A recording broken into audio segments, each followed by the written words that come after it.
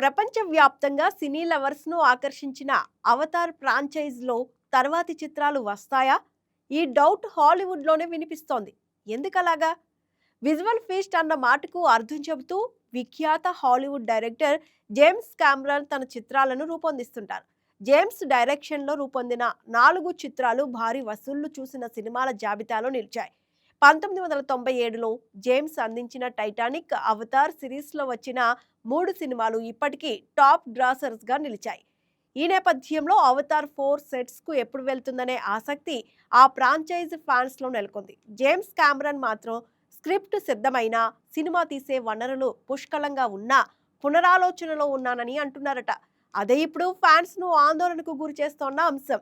James Cameron తన Terminator 2 దాకా స్పీడ్గా సినిమాలు తీశారు. ఆ తర్వాత 3 ఏళ్లకు ట్రూ లైస్తో పలకరించారు. ఆపై మరో 3 ఏళ్లకు టైటానిక్తో అలరించారు. దాదాపు 12 ఏళ్ల తర్వాత అవతార్ మొదటి భాగాన్ని 2009లో విడుదల చేశారు.